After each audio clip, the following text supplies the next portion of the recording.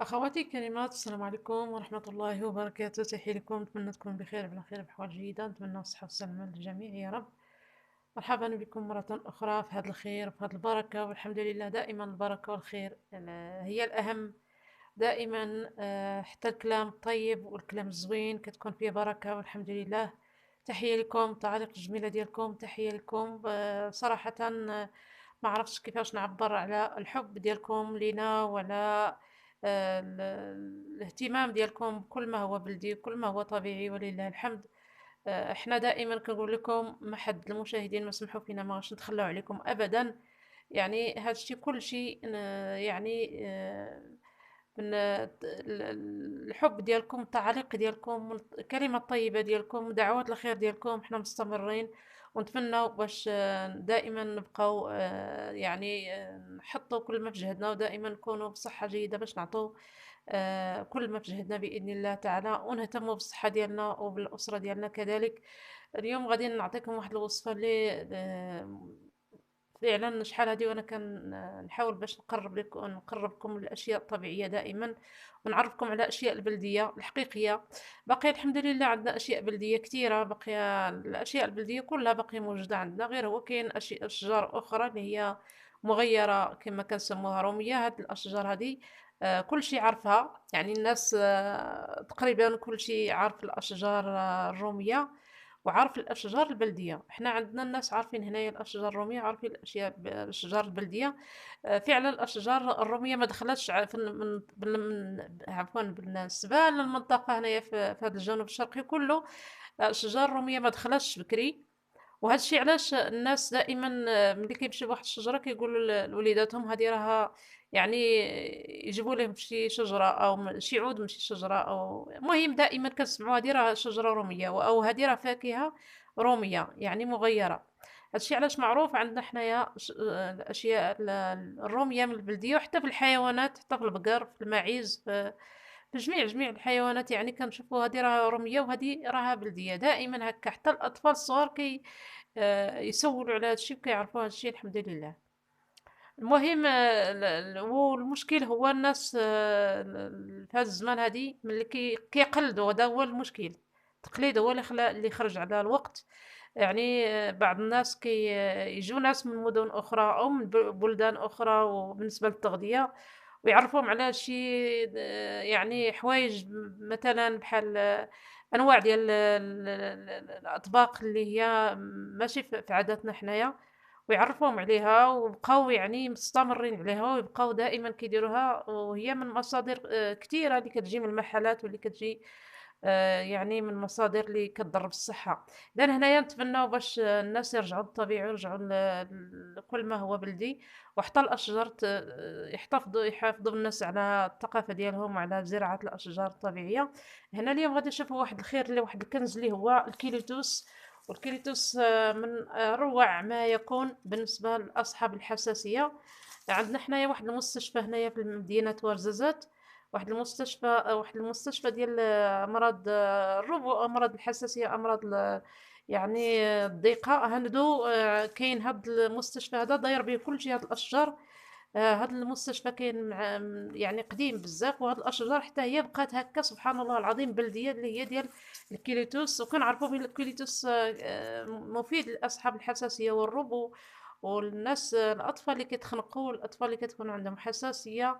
بعض الامهات ما كيعرفوا ما يديروا لهم، يعني عن التجربه هادشي راه كنهضر لكم عليه عن التجربه. الطفل ملي يكون صغيور وكيتخنق، السيدات ما كيعرفوا اشنو يديروا للاطفال ديالهم، وهذا الشيء كلشي كيجي بسبب التغذيه وسبب التفريط فعلا. ما الامهات حاولوا باش تبعدوا ولادكم على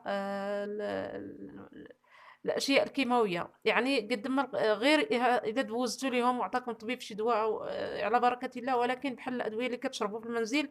كنشوفوا بعض الامهات ربما غير تشد كينه كتقسمها على النص. هادشي شفنا بعينينا، كتشد كينه ديال الاطفال الكبار يعني ديال الناس الكبار وكتقسمها على النص وكتقول لك انا عطيت لولدي نص كينه فقط. هادشي كلشي مع التغذيه المفرطه، التغذيه ديال هاد الزمان هذا، هادشي كيسبب حساسيه قويه للاطفال. هنايا كاين عسل الكيليتوس ايضا، كاين النحل اللي كيتغذى على الاشجار ديال الكيليتوس. وكاين عندنا حنا هنايا في المنطقه كيليتوس كتير بكثره، يعني ما شاء الله كثره يعني كاين بلايص اللي فيهم غير الكيليتوس بوحدهم اللي هي كتسمى غابه. كاين الكيليتوس في وسط الاشجار، كاين الكيليتوس وسط الديور، كاين يعني كاين بكثره. وهذا هذا المستشفى داير به الكيليتوس بكثره، يعني اشجار ما شاء الله كبيره بزاف قبل الستينات، يعني اشجار تقريبا في عمرها 80 سنه او هاد الكليبتوس هذا او اكثر. اذا هنايا غادي نشوفوا هاد الاشجار اللي فيها الروميه والبلديه. انا غادي نعرفكم باقي، غادي نجيب الاشجار الاشجار الروميه. هذه راه شجره بلديه، انتم كتشوفوا مزيان تعرفوا على اشجار البلديه ديال الكليتوس. ولكن باقي غادي نجيب هنايا كاين فعلا كاينه واحد الشجره روميه غادي نمشي نجيب منها ورق اللي غادي نعرفكم عليه من بعد باذن الله تعالى، باش تجنبوا هذوك الاوراق ما فيهمش يعني ما فيهمش رائحه بحال هذا فيه رائحه متجهده. اذا انا غادي نعطيكم اليوم الوصفه اللي كنديروا بهذا الخير هذا. اذا هنايا قطعت هذا الكليتوس، قطعت فيه هذه الاوراق غادي نحطهم هنايا. ثم هنايا عندي يعني قطعتهم من هنا، نتوما قطعت هاد الاوراق فقط. هنا هذا هو الكليتوس البلدي الحقيقي، هذا البلدي الحقيقي. هنايا غادي نشد ماء غليان غادي نكبو عليه.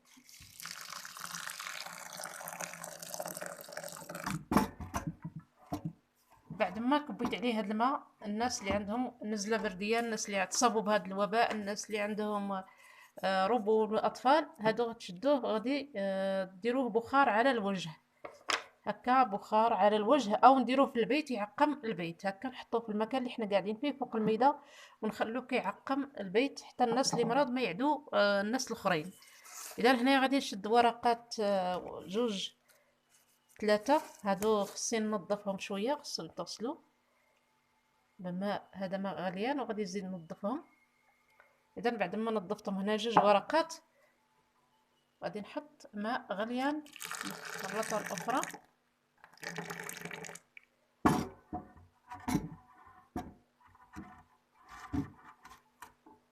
غادي نخليهم واحد شويه ثم نعطوه للشخص اللي مريض يشرب هذا الماء، هذا الماء ديال هذا الكاس ديال جوج ورقات، وهذا يكون على شكل تعقيم او على بخار على الوجه.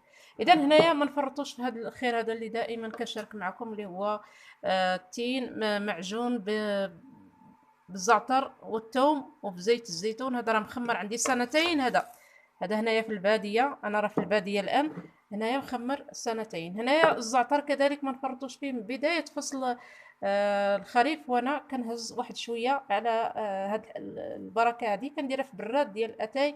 دائما هاد شويه كيكون في البراد وواحد شويه مخلطه مع الاعشاب كنعجن به الخبز.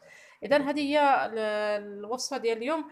بالنسبه لزيت الزيتون اللي مرقد فيه هذا الخير هذا، كنشدو واحد شويه كنديروه في يدينا الا كان الدري يعني ضربوا البرد على الصدر وكيكح وعنده سخانه، كنشدو هذا المجبر هذا كنسخنو يدينا مزيان، كندهنو بواحد شويه الزيت، كنسخنو يدينا مزيان، كندهنو بواحد شويه الزيت، كنكمدو للطفل الصدر ديالو والرجيلات ديالو لبسوه التقاشر. عن تجربه جربوها وردوا عليا الخبر. يعني هذه هادو هما الوصفات باش كبرنا ولادنا ولله الحمد.